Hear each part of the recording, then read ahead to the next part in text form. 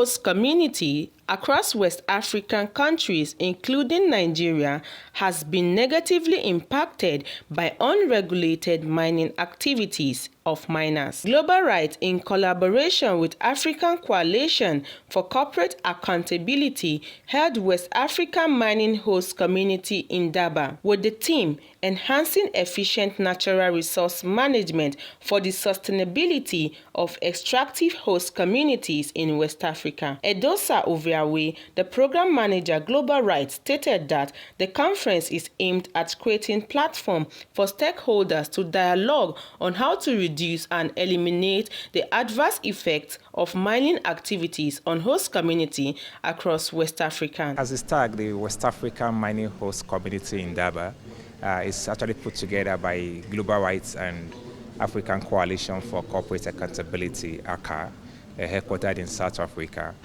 Is a forum that creates a platform for critical stakeholders to dialogue on sustainable host communities in the West Africa sub-region.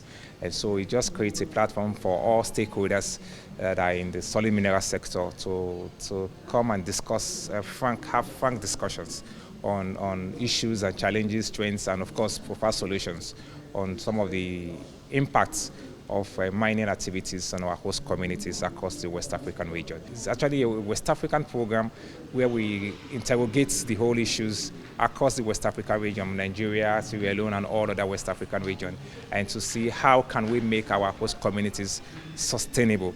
How can we reduce or eliminate the negative impacts of mining activities in our communities? And so why it's good to do business? How do we ensure that we are doing business in a way that does not negatively impact the lives and livelihood of the host communities? The Executive Director, Center for Community Excellence in Zamfara State, Adamu Abubakar, made a call to the federal government on the need to ensure safety and security of mining host community, as these communities do not benefit from the natural resources. One of the major or primary objectives of any government is the protection of life and the properties of citizens. Therefore, it is the constitutional responsibility of the government at the national and the state level to ensure safety and the security of this mining host community. That is first, because it is when you are alive that you will ask for other social infrastructure. At the same time, if you visited any of these mining host communities, there is nothing to show on the ground that this community are endowed or blessed with natural resources.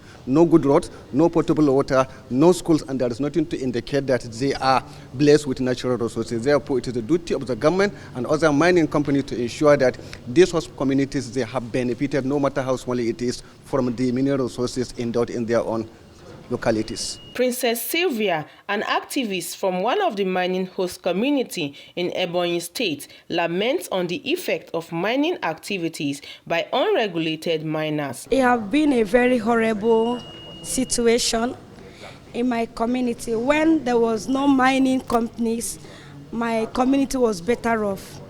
Currently, there is a company mining lead and zinc in my community where they call Enyimagalago in Ndufalike.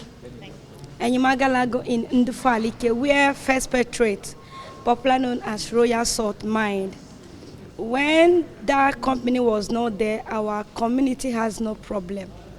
But now, they have destroyed our farmland, our water polluted, they're using soldiers on us.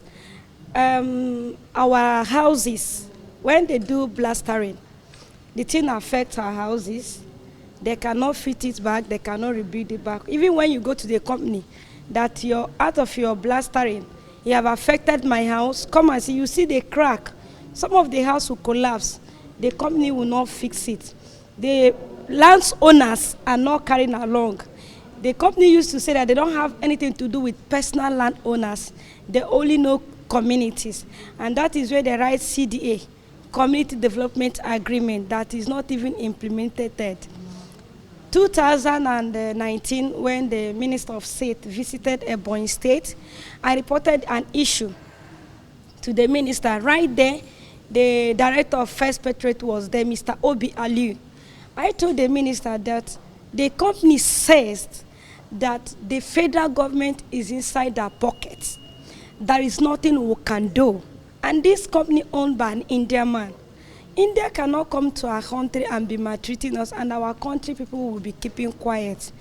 I don't know why Nigerians are protecting the expatriates, but we, the citizens of country, our rights are being denied. Abosede Adepoju, G24 TV International News.